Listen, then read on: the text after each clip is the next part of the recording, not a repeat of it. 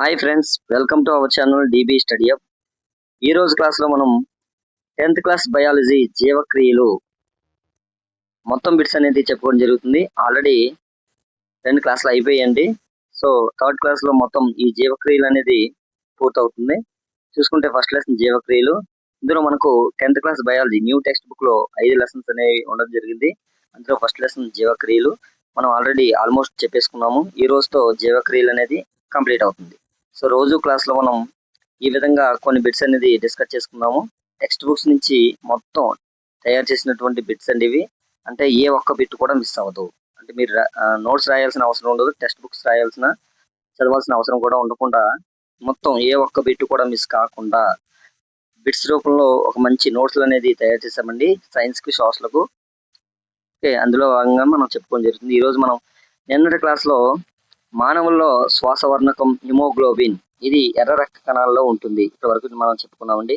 ఇప్పుడు రక్తం నుంచి అంటే ఇంకా 2-3 పేజీల్లో ఈ లెసన్ అనేది కంప్లీట్ అవుతుంది. అలా రోజు కూడా మన క్లాస్లో చెప్పుకోవడం జరుగుతుందండి. అప్ టు డిఎస్సి వరకు కూడా డైలీ క్లాసులు అనేది వరకు ఈ విధంగానే మొత్తం టెక్స్ట్ బుక్లని నోట్స్లుగా మలిచి టెక్స్ట్ బుక్ చదవాల్సిన అవసరం లేకుండా మీకు మంచి నోట్స్ అనేది రెడీ చేసి పెట్టామండి. మీకు డిస్క్రిప్షన్లో యాప్ యొక్క లింక్ ఉంటుంది, డీబీ స్టడీ హబ్. మీరు ప్లే స్టోర్లో కూడా డీబీ స్టడీ హబ్ యాప్ అనేది డౌన్లోడ్ చేసుకోవచ్చు. డౌన్లోడ్ చేసుకుని ఈ యొక్క కోర్సులు ఉంటాయండి, తక్కువ కాస్ట్కే పెట్టాము. సో ఆన్లైన్ టెస్టులతో సహా ఈ 2 యొక్క సబ్జెక్టులకు ఆన్లైన్ టెస్టులు ప్లస్ నోట్స్లు 2 మొత్తం కంప్లీట్ అయ్యే విధంగా, అంటే సైన్స్, సోషల్ డౌట్ లేకుండా మీరు ఎగ్జామ్లో అటెంప్ట్ చేసే విధంగా మన నోట్స్లో ఉంటాయి. ఆన్లైన్ టెస్ట్లు తయారు చేసి పెట్టామండి, మీరు పర్చేజ్ చేసుకోవచ్చు. సో వాట్సాప్ గ్రూప్లో కూడా మీరు జాయిన్ అవ్వాలి అనుకుంటే అప్డేట్స్ కోసం వాట్సాప్ గ్రూప్ లింక్ కూడా కింద ఇవ్వబడింది, మీరు చూసుకోవచ్చు. సో ఈరోజు క్లాస్లో చూసుకుంటే రక్తం ద్రవరూప సంయోజక కణజాలం. ఇది ప్లాస్మా అనే ద్రవరూప మాత్రికను కలిగి ఉంటుందండి. ప్లాస్మా అంటే ఏంటంటే కరిగిన స్థితిలో ఉన్నటువంటి ఆహారాన్ని CO2ను మరియు నత్రజని వంటి వ్యర్థాలను రవాణా చేసేటువంటిది ప్లాస్మా అండి. ప్లాస్మా అంటే ఓకే, ఇది ఎక్కడ ఉంటుందంటే రక్తంలో ఉంటుంది. ముఖ్యంగా ఎర్ర రక్త కణాలు అనేవి ఆక్సిజన్ను రవాణా చేస్తాయి. బాడీలోని మనకు ఆక్సిజన్ను రవాణా చేసే కణాలు ఏంటండి? ఎర్ర రక్త కణాలు. ఓకే, నెక్స్ట్ గుండె యొక్క పరిమాణం మన పిడికిలంత ఉంటుందండి. CO2తో కూడిన రక్తం CO2ను తొలగించి ఊపిరితిత్తులకు చేరుకుంటుంది. అదేవిధంగా ఆక్సిజన్తో కూడిన రక్తం ఊపిరితిత్తుల నుండి గుండెకు తిరిగి చేరుతుంది. ఈ రక్తాన్ని శరీరానికి పంపిణీ చేయబడుతుంది. ఏంటంటే గుండె. ఓకే, రక్తం సరఫరా ఏ విధంగా జరుగుతుందో ఒక స్ట్రక్చర్ ద్వారా మనం చూసుకుందామని స్ట్రక్చర్ వేసాము, దాని ద్వారా మనం చూసుకుందాం. సో ఇక్కడ చూసుకుంటే రక్తం సరఫరా అనేది ఊపిరితిత్తుల నుండి ఆమ్లజని సహిత రక్తం వెళ్తుందండి. ఊపిరితిత్తుల నుండి గుర్తుపెట్టుకోండి, ఆమ్లజని సహిత రక్తం ఎక్కడికి వెళ్తుందండి? ఊపిరితిత్తుల నుండి ఎడమ కర్ణిక, అంటే మనకు గుండెలో ఉన్నటువంటి 2 కర్ణికలు, 2 జఠరికలు. అందులో చూసుకుంటే మనకు ఎడమ కర్ణికలోకి వెళ్తుందండి. ఫస్ట్ ఊపిరితిత్తుల నుండి, తర్వాత ఎడమ జఠరికకు వెళ్తుంది. తర్వాత అక్కడి నుంచి శరీరంలోని వివిధ భాగాలకు పంపించబడుతుంది. ఈ విధంగా ఆమ్లజని సహిత రక్తం ఊపిరితిత్తుల నుండి శరీరంలో భాగాలకు పంపిణీ చేయబడుతుంది. అదేవిధంగా ఆమ్లజని రహిత రక్తం చూసుకుంటే, ఆమ్లజని అంటే ఆక్సిజన్ అండి. సో శరీరం నుంచి ఏ విధంగా ఊపిరితిత్తులకు వెళ్తుందో చూసుకుంటే, శరీరం నుంచి మొట్టమొదటిగా కుడి కర్ణికలోకి ఎంటర్ అవుతుందండి. తర్వాత కుడి జఠరికలోకి ఎంటర్ అవుతుంది. నెక్స్ట్ ఊపిరితిత్తుల్లోకి వెళ్తుందండి. అక్కడ మనకు మళ్ళీ రీసైక్లింగ్ జరిగి మళ్ళీ మంచి రక్తాన్ని ఊపిరితిత్తులు ఏం చేస్తాయండి? శరీరంలో వివిధ భాగాలకు పంపిణీ చేయబడుతుంది. ఈ విధంగా రక్తం అనేది సరఫరా అనేది బాడీలో ఈ విధంగా జరుగుతుందండి. సో నెక్స్ట్ కర్ణికలు, జఠరికలు సంకోచం చెందినప్పుడు రక్తం వెనుకకు వెళ్లకుండా కవాటాలు నియంత్రిస్తాయండి. కవాటాలని, తలుపులు వంటి కవాటాలు అనేవి ఉంటాయి. ఇవి సంకోచం అంటే ముడుచుకునేటప్పుడు అప్పుడు రక్తం అనేది వెనక్కు వెళ్లకుండా కవాటాలు నియంత్రిస్తాయండి. సో ఇక్కడ ఉభయచరాలు మరియు సరీసృపాలలో ఉండే గుండె గదుల సంఖ్య ఏంటంటే 3. ఉభయచరాలు అంటే నేల మీద మరియు నీటి మీద జీవించే జీవులు ఉభయచరాలండి. మరియు సరీసృపాలు, పాము వంటి సరీసృపాల్లో ఉండే గదుల సంఖ్య, గుండె యొక్క గదుల సంఖ్య చూసుకుంటే 3 ఉంటాయండి. సో గుర్తుపెట్టుకోండి. సో ఇవన్నీ కూడా బిట్స్ రూపంలో మీకు ఇవ్వడం జరుగుతుంది. ఎంతో అంటే ఒక లెసన్కు ఎన్నో గంటలు వెచ్చిస్తేనే కానీ మనకు ఒక లెసన్ అనేది నోట్స్ రూపంలో తయారవ్వదు. ఎందుకంటే మేము ఆ యొక్క లెసన్‌ని చాలా డెప్త్‌గా చదవాలి. మరి అర్థం చేసుకొని మీకు నోట్స్ రూపంలో, బిట్స్ రూపంలో ఒక బిట్ కూడా మిస్ అవ్వకుండా తయారు చేసి ఇవ్వాలి కాబట్టి, ఈ యొక్క నోట్స్ అనేది మీకు డీఎస్‌సికి ద బెస్ట్ నోట్స్ కింద రివిజన్ నోట్స్ కింద ఉపయోగించుకోండి. ఎవరైతే టెక్స్ట్ బుక్ చదవలేకపోతున్నారో మరియు టెక్స్ట్ బుక్ చదివి కూడా రివిజన్ చేయాలనుకుంటున్నారో అందరికీ కూడా ఈ యొక్క నోట్స్ అనేది ఉపయోగపడుతుంది. నెక్స్ట్ ఏకవలయ ప్రసరణ. శరీరంలో జరిగే రక్త ప్రసరణ వలయంలో గుండె గుండా రక్తం ఒకసారి మాత్రమే పోవడం జరుగుతుంది. ఈ ఏకవలయ ప్రసరణ అనేది ఏ జీవుల్లో జరుగుతుంది? ఎగ్జాంపుల్ చూసుకుంటే చేపలు. చేపల్లోని ఏకవలయ రక్త ప్రసరణ వ్యవస్థ జరుగుతుంది. నెక్స్ట్ ద్వివలయ ప్రసరణ అనేది ఏ జీవుల్లో జరుగుతుందో చూసుకుంటే ఎగ్జాంపుల్ సకశేరుకాలు. సకశేరుకాలలో ద్వివలయ ప్రసరణ అనేది జరుగుతుంది. అసలు ఈ ద్వివలయ ప్రసరణ అంటే ఏంటంటే శరీరంలో జరిగే రక్త ప్రసరణ వలయంలో గుండె గుండా రక్తం 2 సార్లు ప్రయాణిస్తుంది. సో దీన్నే ద్వివలయ ప్రసరణ అంటారు. సకశేరుకాలలో మనం ఈ విధమైన రక్త ప్రసరణ చూడవచ్చు. రక్తపీడనం చూసుకుంటే బీపీ అండ్ బ్లడ్ ప్రెషర్ అనేది చూసుకుంటే రక్తనాళ గోడలపై రక్తం కలిగించే పీడనాన్నే మనం రక్తపీడనం బ్లడ్ ప్రెషర్ అనేది అంటారండి. బీపీ రక్తనాళ గోడలపై రక్తం కలిగించేటువంటి పీడనాన్నే. ఇది సిరల్లో కన్నా దమలలో ఎక్కువగా ఉంటుందండి, గుర్తుపెట్టుకోండి. చాలా ఇంపార్టెంట్ బిట్. ఇది సిరల్లో కన్నా దమలలో ఎక్కువగా మనకు కనిపిస్తుంది. సిస్టోల్ సంకోచం. సిస్టోల్ అంటే ఏంటి? సంకోచం జరిగే సమయంలో దమనంలో గల రక్తపీడనాన్ని సిస్టోలిక్ పీడనం అంటారు. జఠరికల సిస్టోల్ జరిగే సమయంలో దమనులలో గల రక్తపీడనాన్ని సిస్టోలిక్ అంటారు. జఠరికల డయాస్టోల్ అంటే సడలిక జరిగే సమయంలో దమనంలోనే జరిగేటువంటి రక్తపీడనం మనకు డయాస్టోలిక్. సిస్టోలిక్, డయాస్టోలిక్ అని మనం వినే ఉంటామండి. అవి మీకు వివరంగా ఇవ్వడం జరిగింది 10th క్లాస్లో. నెక్స్ట్ సిస్టోలిక్ మరియు డయాస్టోలిక్ చూసుకుంటే 120/80. బీపీ మనకు నార్మల్ ఎంత అండి? 120/80. సిస్టోలిక్ ఎంత? 120. డయాస్టోలిక్ 80 mmHg అండి. ఓకే. కొలిచే పరికరం చూసుకుంటే అంటే బీపీని కొలిచే పరికరం చూసుకుంటే సిగ్మో మానోమీటర్. చాలా సార్లు రిపీట్ అయినటువంటి బిట్ అండి చాలా ఎగ్జామ్స్ లో. ఓకే. కొలిచే మీటర్ అంటే పరికరం ఏంటండి? సిగ్మో మానోమీటర్. అధిక రక్తపీడనం చూసుకుంటే దమనులు కుచించుకుపోవడం, రక్త ప్రవాహంపై అధిక నిరోధం కలగడం, ఐబీపీ. అప్పుడు ఐబీపీ ముఖ్యంగా దమనులు కుంచుకుపోవడం ద్వారా ఏర్పడుతుందండి. ఓకే. నెక్స్ట్ రక్త పలకికలు. రక్తం గడ్డగట్టడానికి ఇవి సహాయపడతాయి. రక్త పలకికలు ఎప్పుడండి? ప్లేటెట్స్. రక్తం గడ్డగట్టడానికి సహాయపడతాయి. ఓకే. ఇవి చాలా ఇంపార్టెంట్.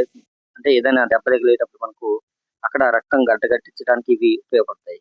శోషరసం కణజాల ద్రవం.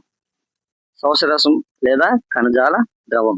ఇది ప్లాస్మా వలె ఉంటుంది. అంటే ప్లాస్మా వలె ఉంటుంది, వర్ణరహితంగా ఉంటుంది మరియు తక్కువ ప్రోటీన్లను కలిగి ఉంటుంది. ఓకే. శోషరసం లేదా కణజాల ద్రవం. రక్త రవాణాలో ఇది పాల్గొంటుందండి. రక్తం రవాణా చేయడంలో శోషరసం కూడా ఒక భాగం అనేది ఉంటుంది. నెక్స్ట్ మొక్కల్లో రవాణా వ్యవస్థలు చూసుకుంటే దారువు మరియు పోషక కణజాలము. మొక్కల్లో రవాణా వ్యవస్థలు ఏంటండి? దారువు మరియు పోషక. దారువు అంటే మృత్తిక నుండి నీటిని, ఖనిజ లవణాలను మొక్కలకు చేరవేస్తుంది. మృత్తిక అంటే నేల నుండి నీటిని మరియు ఖనిజాలను మొక్కలకు చేరవేసేది దారువు. అదేవిధంగా పోషక కణజాలం అంటే ఏంటంటే ఆకుల్లో తయారయ్యే కిరణజన్య సంయోగ క్రియ ఉత్పన్నాలను మొక్కలలో ఇతర భాగాలకు రవాణా చేసేది పోషక కణజాలము. మొక్క యొక్క వాయుగత భాగాల ఆవిరి రూపంలో జరిగే నీటి నష్టాన్ని బాష్పోత్సేకం అంటారు. ఓకే. మనం ఫస్ట్ లో చెప్పుకున్నామండి.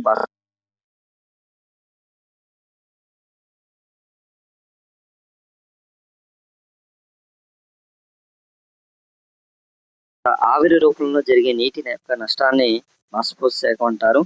అదేవిధంగా కిరణజన్య సంయోగ క్రియలో ఏర్పడే కరిగే పదార్థాలను, కదలికలను మరియు స్థానాంతరణ అని అంటారు. ఇక్కడ చూసుకుంటే విసర్జన అంటే ప్రమాదకర జీవక్రియ వ్యర్థాలను శరీరం నుండి తొలగించడంలో ఇమిడి ఉన్నటువంటి జీవ సంబంధ ప్రక్రియ. అదే మనకు విసర్జన. అటువంటి ఆ యొక్క పదార్థంలో ఉన్నటువంటి ద్రవాన్ని పెద్ద పేగులు పీల్చుకుని ఉత్తి యొక్క పదార్థాన్ని వదులుతాయి. అయితే ఏకకణ జీవులు వ్యర్థాలను తొలగించే పద్ధతిని వ్యాపనం అంటారు. అంటే ఏకకణ జీవులు అమీబా, పారామిషన్ ఉన్నాయి కదండి, ఇవన్నీ కూడా వ్యర్థాలను తొలగించే పద్ధతి అందులో వ్యాపనం ద్వారా జరుగుతుంది. సో ఇవన్నీ ఇంపార్టెంట్ అండి మనకు.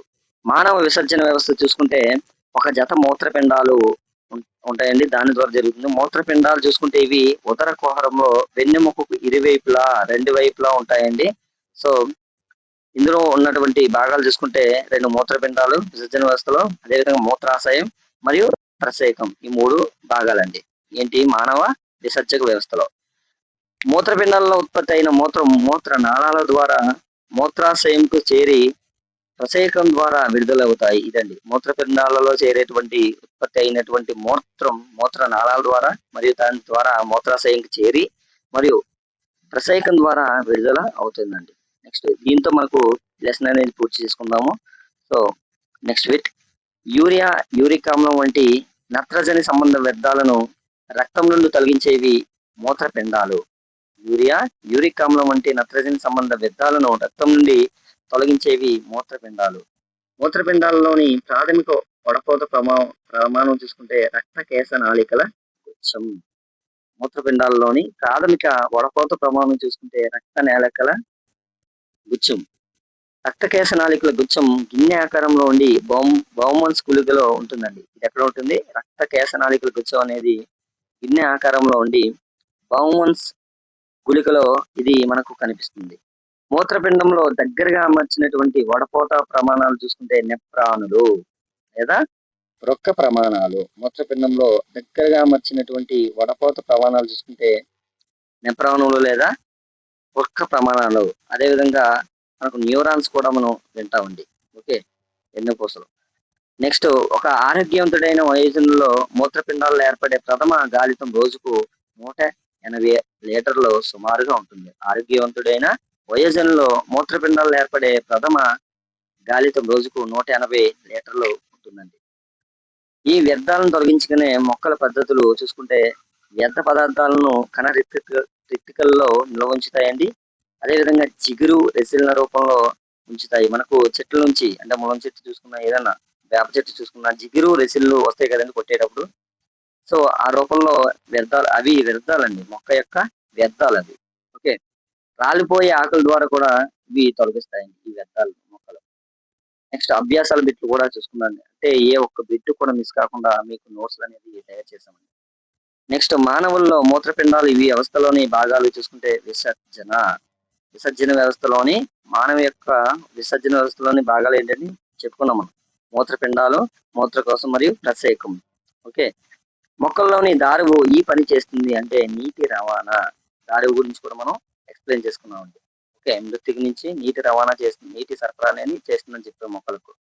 స్వయం పోషణ విధానానికి కావాల్సినది ఏంటంటే CO2 మరియు నీరు మరియు సూర్యరశ్మి, పత్రహరితం. కిరణజన్య సంయుక్త యొక్క స్ట్రక్చర్ చూస్తే మీకు తెలుస్తుంది.